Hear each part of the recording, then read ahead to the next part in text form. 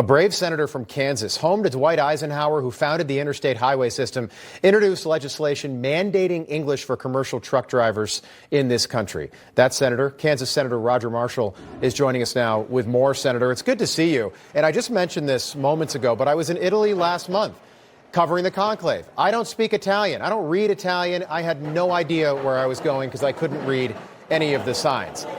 How serious of a problem has this become? Well, Rob, you're invoking the name of Eisenhower here, so I got to do a great job. But look, these big trucks, they're a weapon potentially. It would just make sense that if you're driving a huge big truck that you could read and understand the English language. As all the construction we have going on, wouldn't it be able to be good to understand that, look, there's a detour here, we're going to squeeze into one lane here as well. So this is just common sense legislation and really codifying what President Trump is doing as an executive order. So a pretty simple one here. Can I ask you where you expect this to go from here? Does this get signed into law ultimately? You know, I sure hope so. I think that this would be, you would think this would be a bipartisan opportunity. We can't do it during reconciliation, so we'll need to find 10, probably 7 or 8 Democrat senators to support it. So we'll see. Yeah, it seems like you can't count them on for anything. They've all got Trumpitis right now, so it's a pretty tough time to find a Democrat to sponsor anything. I want to ask you about that. You tweeted, Senator, the fact that Israel was able to manufacture bombs and drones inside Iran before the attack Saturday really drives home how completely insane this map is. We have the map here. We need to take back whatever American land is owned by the Chinese.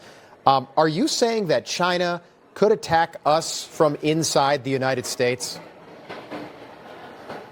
So absolutely. We know that there was 2 million known gotaways under Joe Biden, hundreds of thousands of violent criminal aliens, certainly thousands, maybe tens of thousands terrorists as well. So we really don't know where all these sleeper cells are. We know they're very organized. The Chinese triad has their own sleeper cells across the country as well. So I think that's the biggest fear right now. Could an Iranian terrorist group, Chinese sleeper cell wake up and do something to any of us? But on the other hand, look, we got Donald Trump's doing a great job. Kristi Noem's doing a great job. Kash Patel there at the FBI. They're all working together to keep us safe. So I'm not scared, but we need to keep our heads up. Okay, big, beautiful bill. When do you expect the Senate to vote this week? We're hearing possibly Friday. And can you talk about some of the Medicaid provisions that are in that bill? Because we've got a lot of people who reach out to us on a daily basis who are concerned. Yeah, so I'm putting the over-under actually Sunday at 10 a.m., and that's really just a wild guess. But I think it'll probably go through the weekend. When it comes to Medicaid, look, we're going to do everything we can to strengthen Medicaid, to preserve it for those who need it the most. We're going to protect Medicaid for seniors in nursing homes, for people with disabilities, for people with young children.